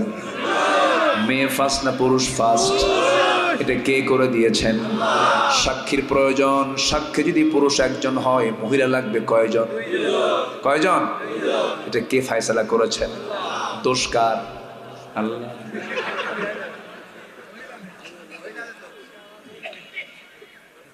মেয়েদেরকে সম্পত্তি অর্ধেক করে দিয়েছেন, তাও আল্লাহর ফয়সালা। এর মানে আমার মা ভুল বুঝবেন না, আল্লাহ আপনাদেরকে জ্ঞানটা অর্ধেক করে দিয়েছেন, একটু কম করে দিয়েছেন। কারণ সমান সমান বুদ্ধি হলে কি বোঝেন না, কি হবে? ফাইট হবে। আল্লাহ বোঝেন তো, বুদ্ধি সমান সমান হলে পরে মিলবে না, দুইজনই বুদ্ধিজীবী হয়ে যাবে। যত বড় জ্ঞানী মহিলা হোক না কেন, দেখবেন প্রধানমন্ত্রী হলেও, বড় বড় নেতা হলেও, যদি কোনো মহিলা যদি বড় কোনো মহাজ্ঞানী হয়ে যায়, কিন্তু তাদের রান্না করাটা দারুণ পছন্দের, রান্না করে তারা যেয়ে বসে। আবার মেয়েদেরকে যখন আপনি প্রশংসা করবেন, পুরুষকে প্রশংসা করলে পরে পুরুষ মাইন্ড করে। আর মেয়েদের যদি আপনি প্রশংসা করতে নিয়ে বলেন, তুমি আমার চোখে, আপনি যদি আপনার বউকে বলেন খুব সুন্দর, আয়নার সামনে গিয়ে বলবে না আমি আসলেই সুন্দর। ঠিক কিনা? এটা মেয়েদের নেচার। কেন দিয়েছেন আল্লাহ রাব্বুল আলামিন? তাদের আকলটাকে একটু খাটো করে দিয়েছেন। আকলটাকে খাটো না করলে পরে তো সংসারের জীবন হতো না। মেয়েদেরকে একটু প্রশংসা করবেন বেশি বেশি, দেখবেন তারা খুব খুশি হয়ে যাবে। বউ যদি কালো হয়, কখনো কালো বলে সম্বোধন করবেন না। বউ যদি একটু খাটো হয়, খাটো বলে সম্বোধন করবেন না। রাসূল মানা করে দিয়েছেন। কোনো স্ত্রীর দুর্নাম কখনো করবেন না। স্ত্রীর কোনো ব্যাড সাইড কখনো স্ত্রীর সামনে প্রকাশ করবেন না। আমার নবী আম্মা জান খাদিজা, নবীজির চাইতে 15 বছরের বড় একজন বুড়ি মহিলা ছিলেন। রাসূল মাঝে মাঝে বলতেন, আমার খাদিজা যদি আমার জীবনের শেষ সময় পর্যন্ত থাকতো, আমার দ্বিতীয় কোনো বিবাহের প্রয়োজন হতো না। জোরে বলেন সুবহানাল্লাহ। আম্মা জান আয়েশাকে বলতেন, আয়েশা তুমি আমার চোখে সবচেয়ে শ্রেষ্ঠ, আমি তোমাকে দারুণ ভালোবাসি। আমার নবীজি খুব পছন্দ করতেন আম্মা জান আয়েশাকে। মাঝে মাঝে বলতেন, ও হুমায়রা, ও সুন্দরী, এইদিকে আসো। আপনার বউটাকে আপনি সুন্দর করে সম্বোধন করে ডাক দিন, সুন্দর করে মোহাব্বত করুন, কাছে টানুন। আল্লাহর কসম, পরিবারটা জান্নাতের টুকরা হয়ে যাবে। শাসন দিয়ে বউকে ভালো করতে পারবেন না, পিটায় বউটাকে ভালো করতে পারবেন না। সুন্দর একটি ব্যবহার করুন, পাশে বসুন, মাঝে মাঝে নিজেই তরকারিটা কুটে দেন, মাঝে মাঝে পাশে বসে বসে তার খেদমত একটু করার চেষ্টা করুন। প্রত্যেক দিন আপনার জন্য কত সুন্দর রান্না বান্না করে, একদিন আপনি নিজেই একটু রান্না করে গিয়ে বসলেন, পাশে একটু বসে গল্প করলেন, একটু খুনসুটি করলেন। আমার নবীজি মাঝে মাঝে করতেন। আমার নবীজির সামনে 4 স্ত্রী একদিন এসে বলতেছে, হুজুর আপনি সত্যি করে বলুন তো, আমাদের মধ্যে গন্ডগোল লাগছে, আপনি সত্যি করে বলুন আমাদের 4 জনের মধ্যে আপনি কাকে সবচেয়ে বেশি ভালোবাসেন? আমাকে খুব ভালোবাসি, আই লাভ ইউ। কি কাকে বলবে? আজ থেকে কাকে বলবেন? স্ত্রীকে, নিজের বউ। কিন্তু এটা যেন মনে থাকে, তাহলে বউকে আই লাভ ইউ বলা জায়েজ আছে না নাই? উহিব্বুক, আমি তোমাকে দারুণ ভালোবাসি আয়েশা, এই যে তোমাকে 2টা খেজুর দিয়ে গেলাম, এই তথ্য যেন কোনো আমার স্ত্রী কানে না যায়, আমি তোমাকে খুব ভালোবাসি। কিন্তু এই কথা বলে আম্মা জান আয়েশার ঘর থেকে আবার অন্য বউয়ের ঘরে ঢুকলেন, অন্য স্ত্রীর ঘরে গিয়ে একই কথা বললেন, 2টা খেজুর দিয়ে আসলেন। 4 স্ত্রীর ঘরে 8টা খেজুর সমান করে দিয়ে একই কথা, একই বক্তব্য দিয়ে, পছন্দ করে মোহাব্বতটা দিয়ে চলে আসলেন। পরের দিন সকালবেলা বুক ভরে আশা নিয়ে 4 বউ একসাথে রাসূলের সামনে হাজির হয়েছে। বলতেছে, হুজুর আপনি আজকে বলতে চেয়েছেন আপনি কাকে সবচেয়ে বেশি ভালোবাসেন। আমার নবীজি মজা করে বলতেছেন, আমি তাকে সবচেয়ে বেশি ভালোবাসি, গত রাত্রিতে আমি যাকে লুকায় লুকায় 2টা খেজুর দিয়ে আসছি। যা, জোরে বলে সুবহানাল্লাহ। কি কন্ট্রোলিং পাওয়ার! বিশ্বনবী শুধু নবী না, স্বামী বটে। আল্লাহু আকবার বলে। ম্যানেজ করেছেন সবকিছু তিনি। কি কন্ট্রোল তার মধ্যে ছিল! যুদ্ধে গিয়ে যোদ্ধাদের কন্ট্রোল করেছেন। পরিবারে এসে সন্তানদের কন্ট্রোল করেছেন, সাহাবীদেরকে নিয়ে নামাজে কন্ট্রোল করেছেন। প্রত্যেকটা জায়গায় আমার নবীজি মডেল। আল্লাহু আকবার বলেন। এবার বলছেন, ও মহিলা, তোমার স্বামীর বিরুদ্ধে তুমি যে নালিশগুলো করেছো, তুমি তো বুঝতে পারো নাই তোমার স্বামীতে কোনো কিছুই বাদ দেয় নাই। 2 রাকাত নামাজ জামাতে পড়েছে, গোটা রাতের নফল নামাজের সওয়াব হয়ে গেছে। ঘুমানোর পূর্বে, হুজুর আমার বউটাকে নিয়ে আমি যখন ঘুমাতে গিয়েছি, আমার বউটা এবং আমি একই বালিশে শুয়ে পড়েছি। যখন ঘুমাতে যাব সূরা ইখলাস 3টা বার আমি তেলাওয়াত করেছি। সূরা ইখলাস 3 বার তেলাওয়াত করে করে আমি নিজেও পড়েছি, আমার বউকে শোনাইছি। আপনার বর্ণিত হাদিস, যদি কোনো বান্দা ঘুমানোর পূর্বে যদি 3টা বার সূরা ইখলাস পড়ে ঘুমায়, গোটা কোরআন খতমের সমান সব তার আমলনামায় আল্লাহ রাব্বুল আলামিন দিয়ে দেন। হুজুর গোটা রাত বসে বসে কোরআন তেলাওয়াতের কি দরকার? এবার রাসূল বললেন, ও আমার মহিলা সাহাবী, তোমার স্বামী তো কোনো কিছু বাদ দেয় না। হুজুরে সে যে এত চালাক তাকে আমি জানছি নাকি? যেরকম সুবহানাল্লাহ। রাসূল মিলায়া দিলেন। কি করলেন? মিলায়া দিলেন, যাও সংসার করে খাও। আমার নবীজির কাছে যে কোনো জটিলতা নিয়ে কেউ আসতো, সমাধান করে দিতেন। আর আমার দেশের কিছু মাতব্বর আছে, সমস্যা নিয়ে গেলে এবারে সমস্যা আরো বাড়ায় দেয়। আছে না নাই? যুবকরা ওই মাতব্বরে ছুটাই দিবা। কোনো বেনামাজি মাতব্বর থাকবে না, কোনো বেনামাজি সুদখোর মদখোর মসজিদ কমিটির মধ্যে থাকবে না, ঘাট ধাক্কা দিয়ে বের করে দিবা। এখন সময় এগুলো সব ছাঁটাই করো। হ্যাঁ, রাগ করতেছেন নাকি? এটা কোরআন বলে দিচ্ছে, ইন্নামা ইয়া'মুরু মাসাজিদাল্লাহি মান আমানা বিল্লাহ। মসজিদের দায়িত্ব পালন করবে বেনামাজি না নামাজি? সুদখোর না রোজাদার? চোর বাটপাররা মসজিদের দায়িত্ব কেন নেবে? রাগ করলেন নাকি আপনারা? আসেন দোয়া করে দিই। নাম্বার 3, আল্লাহ এবং রাসূলের সঙ্গে যারা অবাধ্যতা এবং সীমা লঙ্ঘন করবে। আমি যেখান থেকে তেলাওয়াত দিয়ে শুরু করেছিলাম, দেখেন মূল পয়েন্টে আসতে কত সময় লেগে যাচ্ছে। আল্লাহ রাব্বুল আলামিন বলেন, وَمَن يَعْصِ اللَّهَ وَرَسُولَهُ وَيَتَعَدَّ حُدُودَهُ يُدْخِلْهُ نَارًا خَالِدًا فِيهَا وَلَهُ عَذَابٌ مُهِينٌ। জোরে বলুন আল্লাহু আকবার। আল্লাহ এবং রাসূলের সঙ্গে যারা সীমা লঙ্ঘন করবে, আল্লাহ তাদেরকে চূড়ান্ত জাহান্নাম দিয়ে দিবেন, স্থায়ী জাহান্নাম দিয়ে দিবেন। চরম শাস্তি তাদের জন্য বরাদ্দ হয়ে যাবে, তাদের দোয়া কবুল হবে না। নাম্বার 4, আল্লাহর সঙ্গে যারা শিরিক করবে। নাম্বার 5, সামনে পেছনে যারা পরনিন্দা করবে। নাম্বার 6, আল্লাহকে ভুলে থাকবে যারা, মন্দ কাজের যারা আদেশ করবে। নাম্বার 7 হলো শয়তানের পদাঙ্ক যারা অনুসরণ করবে।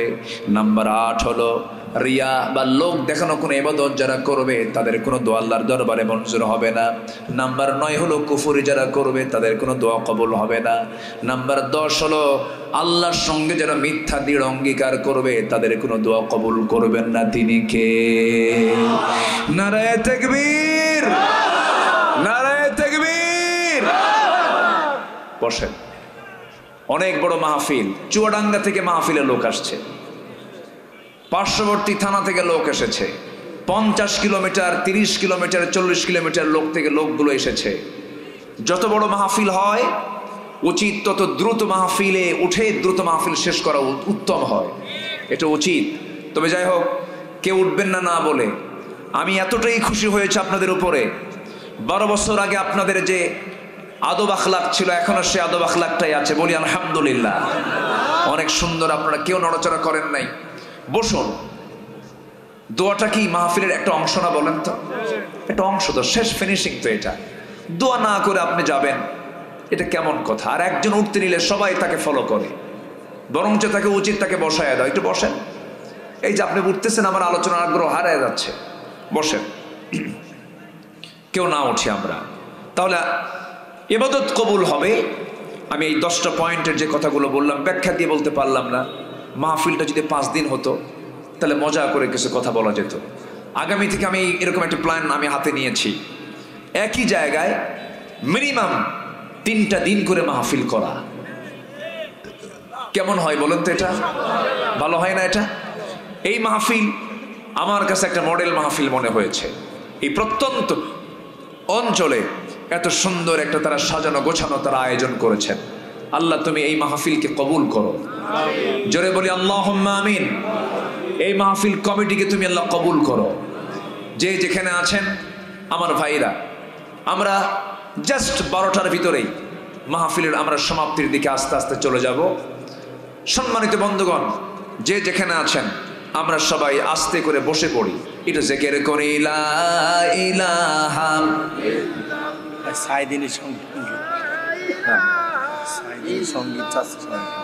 আরো জোরে লা ইলাহা সুবহানাল্লাহ ওয়ালহামদুলিল্লাহ।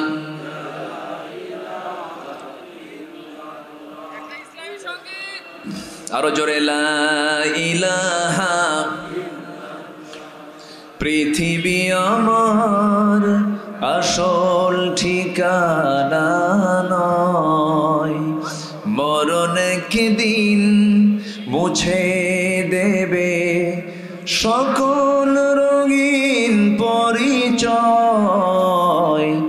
পৃথিবী আমার আসল ঠিকানা নয়। সবাই বলুন, এই জীবনের রংধনু 7 রং বিছে দুদিনের অভিনয়। পৃথিবী আমার আসল ঠিকানা নয়, মরণ একদিন মুছে দেবে সকল রঙিন পরিচয়। পৃথিবী আমার আসল ঠিকানা নয়।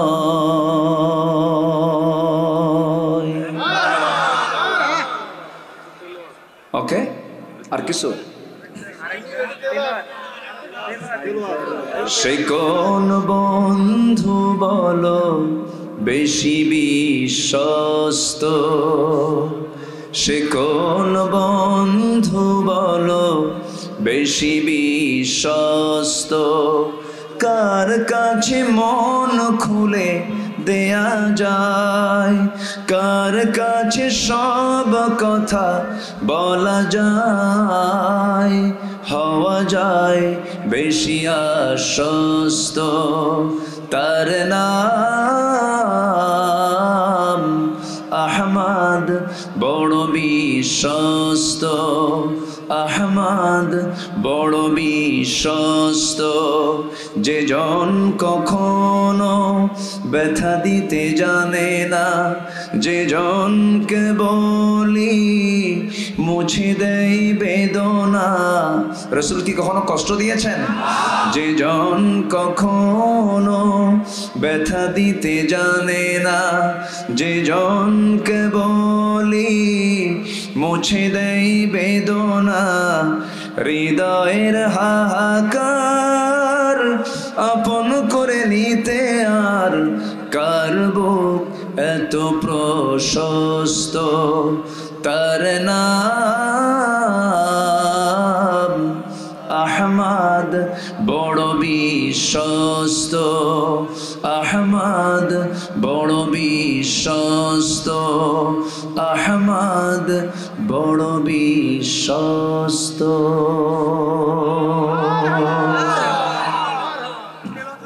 জি, যা হয়েছে আমরা বলে ফেলি আলহামদুলিল্লাহ। আমি আর পারতেছি না, এত বাতাস দেখছেন।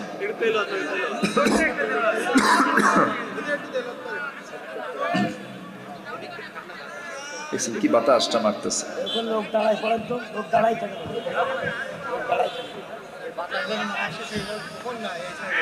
أعوذ بالله من الشيطان الرجيم. بسم الله الرحمن الرحيم. الله أكبر.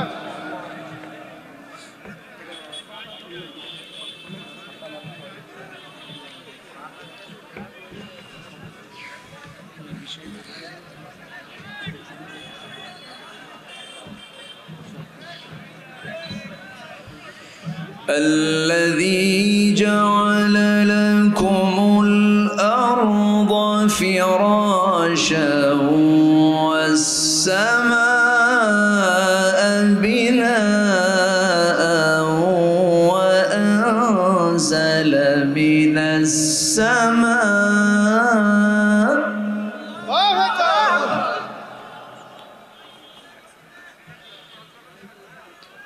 وأنزل من السماء ماء فأخرج به من الثمرات رزقا لكم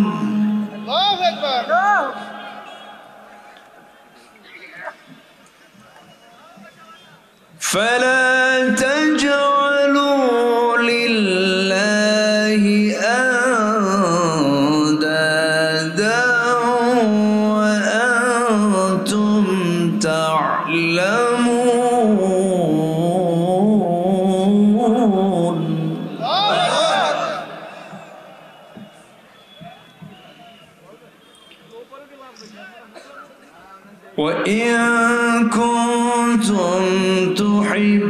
وإن كنتم في ريب مما نزلنا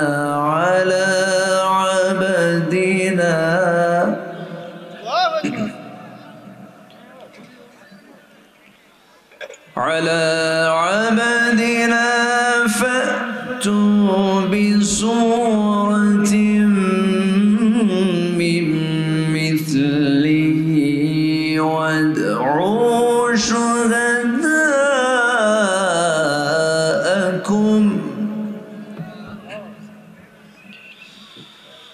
وادعوا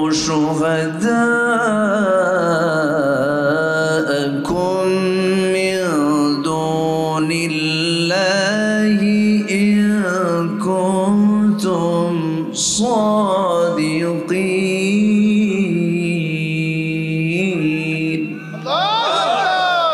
صدق الله العلي العظيم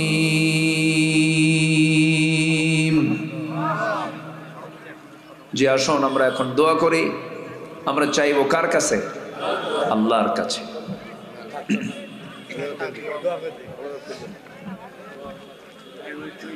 আমি সবার কাছে দোয়া চাই সবাইকে আমার জন্য দোয়া করবেন এই গুড়দহ তরুণ সংঘ আমি আগেই বলতে চেয়েছিলাম ভুলে গেছি গুড়দহ তরুণ সংঘ তারা একটা অ্যাম্বুলেন্স কিনবে কি কিনবে অ্যাম্বুলেন্স এই এলাকার ইমার্জেন্সি যারা রোগী তাদেরকে হসপিটালে পৌঁছানোর জন্য তারা একটা অ্যাম্বুলেন্স কিনবে সে অ্যাম্বুলেন্সে অসুস্থ লোকগুলো তারা হসপিটালে যাবে তাদের কোনো খরচ বহন করতে হবে না তো অ্যাম্বুলেন্স ক্রয়ের জন্য যদি তরুণ সংঘ আপনাদের দ্বারস্থ হয় আমরা অবশ্যই তাদের পাশে আমরা দাঁড়াবো জোরে বলি ইনশাআল্লাহ জোরে বলি ইনশাআল্লাহ একটা ঘোষণা গেল আল্লাহ তুমি গুড়দহ তরুণ সংঘকে সামাজিক সকল সেবায় নিয়োজিত থাকার তৌফিক তুমি আল্লাহ দিয়ে দাও আসুন আমরা আল্লাহর কাছে চাব আল্লাহর কাছে প্রার্থনা করব সবাই বলি ইয়া আল্লাহ আমার জীবনের সগীরা কবিরা ছোট বড় সব গুনাহ তুমি আল্লাহ মাফ করে দাও জোরে বলুন ইয়া রাব্বাল আলামিন আল্লাহুম্মা আমিন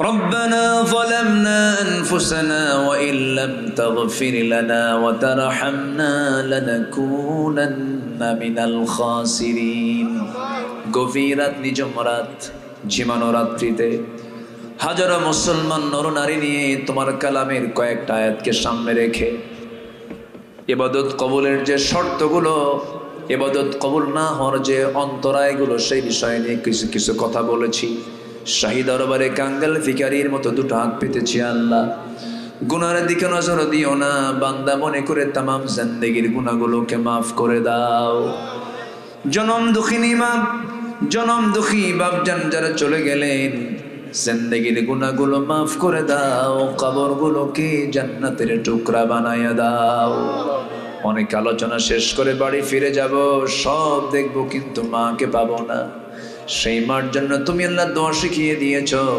সবাই আমার সঙ্গে চিৎকার মেরে আওয়াজ দিয়ে বলুন, রব্বিরহামহুমা কামা রব্বায়ানি সগীরা। আওয়াজ দিয়ে বলেন, রব্বিরহামহুমা কামা রব্বায়ানি সগীরা।